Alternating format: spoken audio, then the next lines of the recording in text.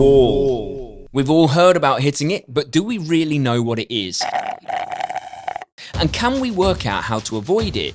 I think so, because in less than 3 weeks, we're running Berlin Marathon with Say Sky, and so we'd better understand it, and we better have a plan. And it starts here. This is me now, and this is me 15 weeks ago. And avoiding hitting the wall comes from being able to run the race that we trained for, not the race that we wish for. So right here at 15 weeks ago, I know I want to try to run a 2:39 marathon. But am I able to hit those paces right now in training? Hell no! But 15 weeks down the line, what is my training saying about what I can do in the race?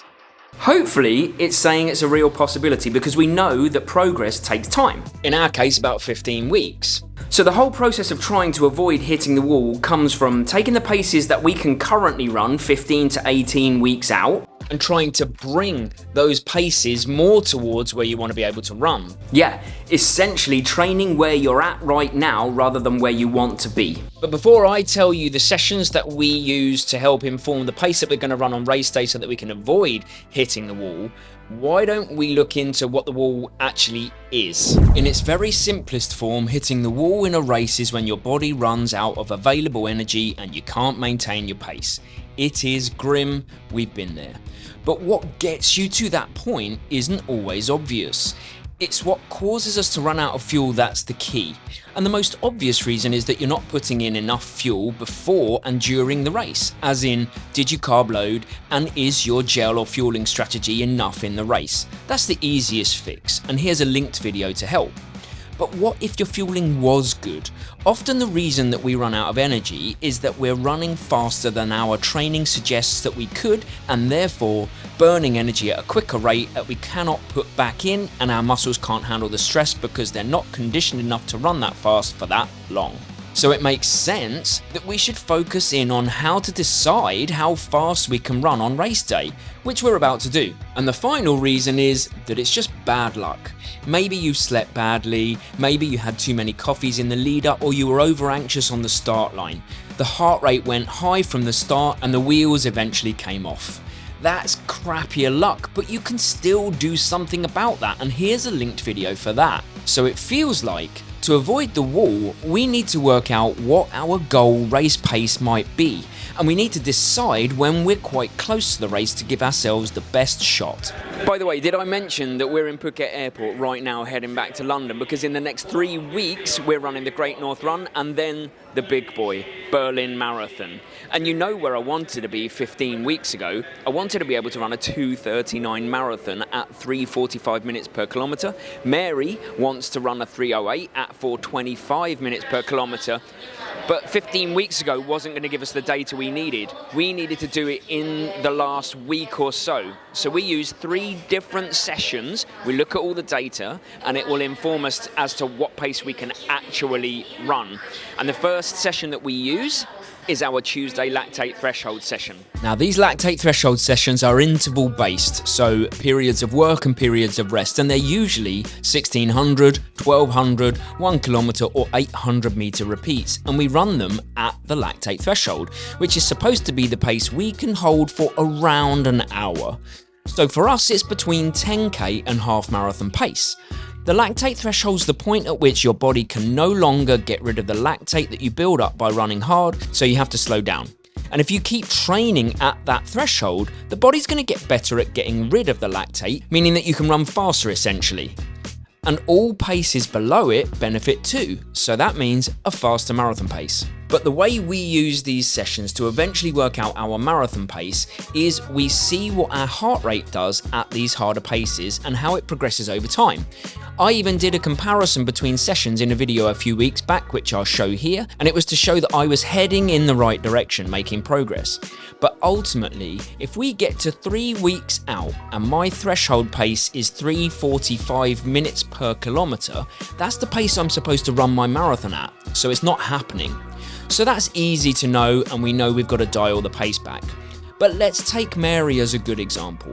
Her goal marathon pace for Berlin is 4:23 minutes per kilometre, and her repeats are usually around 3:50 to 4 minutes per kilometre at this point in her training.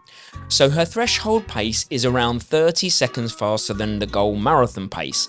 That's a nice buffer. Mine is about 20 seconds different. So these lactate sessions are the first of 3 sessions we use to decide if it's on. In this session, we ask 2 simple questions. Are my intervals faster than my marathon pace? Yes, good. Are the intervals at my threshold heart rate? Yes. Okay, that's a great indication now. Not at the start of the 18 weeks, by the way. Now, 3 weeks out.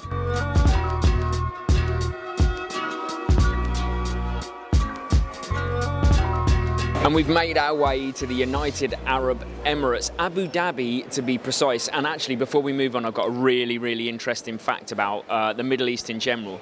Did you know that no country in the Middle East plays the Flintstones on the television except for here? Abu Dhabi do. All right. Fair enough. Move on, Ben. So you've seen how we use the lactate threshold sessions to even give us an idea if these types of paces are realistic for our marathon pace. But then we have to add that to our second session we use, and that's on a Thursday. And that starts out as one style of session, and then as the training goes on, it moves into a different style, but we'll explain all. And that is the tempo or marathon pace sessions. There's Mary there. This is the second session of the 3 that we use to kind of best inform our marathon pace, I guess. And this is the one that changes throughout the training block, throughout the training cycle. The lactate threshold sessions stay pretty stable for the 18 weeks. The long runs obviously build, but they're the same idea. This is the one that changed. And right now, Mary's in there doing efforts at marathon pace. Because what we want to see is her marathon pace going to equate to a decent heart rate where you think, oh, I could probably do this for the whole marathon? Or is the marathon pace that we had in our minds, is that maybe sending her into high zones for the heart rate where we think, well, you couldn't do that for the entire marathon?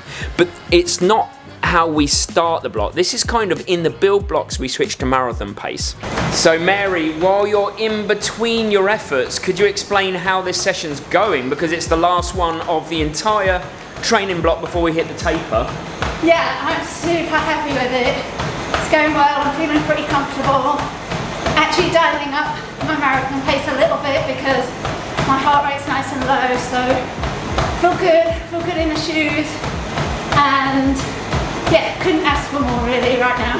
This is a slightly different face to Tuesday. I've had to let go since then.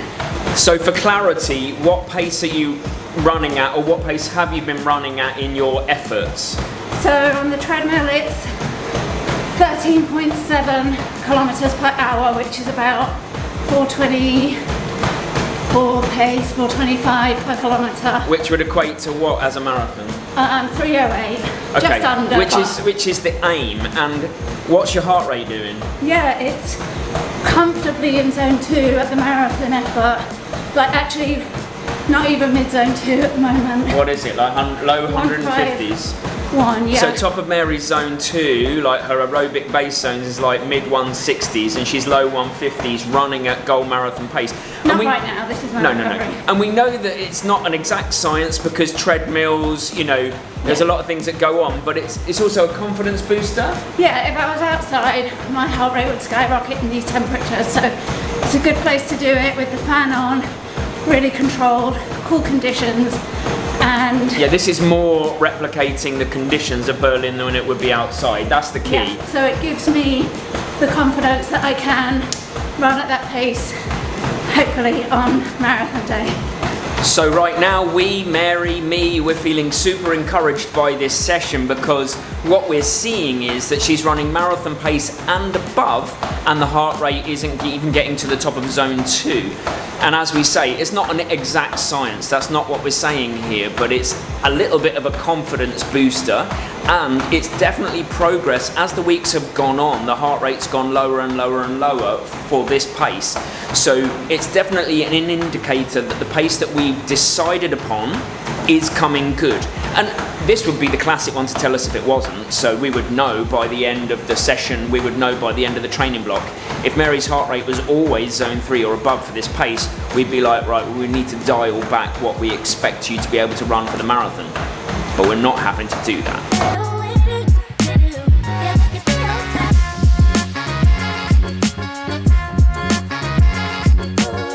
And boom, just like that, after what feels like a very long time, we've made it to the UK and we're really happy. And as you can see from the footage, the Thursday, I actually really like the Thursday sessions, by the way, because in that first half of the block, it's just done on heart rate, so it's not demotivating. We don't lose all hope because we can't run the pace. And then it gets to where we do marathon pace, and then we get to see whether the heart rate and the pace come together. And that's why that's a really important session. And that's 2. So the third session that we use is, of course, the long run. The long run, the bastion of, I'd arguably any distance. It doesn't need to be that you only do a long run if you're marathon training. I think you have to do a long run for the majority of distances. Just obviously the long run is a little bit different. But look at this view. I watched Lord of the Rings on the flight on the way back to the UK, and it feels very much like that right now. So beautiful. It's like the Shire. We're in England. We're in England, by the way. We already know that. But while we're out here on this run, we're going to talk about the 3 different ways, actually, that we use the long run to inform our marathon pace. Because you can slice it in 3 different ways, depending on what your needs are. And we're going to run back home. Another 7 kilometres, 14 kilometres easy right now. So we'll just run home and explain it. We're actually wearing vests in the UK. Can you believe that? Yeah, it's not quite nice. Yeah. So this is going to sound super obvious, but honestly, one of the best ways to inform your race pace, marathon pace, when you're on a long run is to just dial into what feels like a good pace to run, not really look at the watch and any particular pace, and then at the end of the run, have a look at what that pace actually was and what the heart rate was. Because what I can guarantee you is, if you keep doing the long run week after week after week, you'll see the pace get slightly faster and the heart rate gets slightly lower, and that's very encouraging when you do have a goal pace in mind. Another way you can use your long run to look at your pace is just to dial into higher end zone 2, run your long run there and see where your pace ends up, see what you're holding at that heart rate zone, which is where you want to be in the marathon, especially in the first half. And you can do this once in each block and then see how your pace comes down, and it's a really good sign of progress towards your marathon pace. And one thing we don't do, but we have done when we lived in the UK, and we get people that we coach to do, is something we call hotspots. Other people call it flow. I mean, it doesn't matter what you call it. It's when within your long run, you do periods of time or distance at your goal marathon pace. So A, you're training your body to know what it feels like, and B, you're getting good data at the end of the run. You can see when you go into those hotspots, what's your heart rate doing for that pace. Mary, you're at goal marathon pace now by accident. Yeah, on a downhill. On a downhill a little bit, but what's your heart rate saying? It's kind of like low zone 2 actually. Low zone 2 for goal marathon pace is a pretty encouraging place to be, especially if you're in a long run. And the reason why it's better in the long run is because you get to see what happens when you're tired, when you're doing, say, 20 miles, 32 kilometers. What would happen if you went up to a higher pace at that point? Would your heart rate still play ball? So another good data point. So what's the takeaway here? The key is you've got to race where you're at, not where you wish you were. Being realistic is the best way to avoid hitting the wall, and a good taper can account for about 10 to 20 seconds per kilometre on race day, so factor that in as well.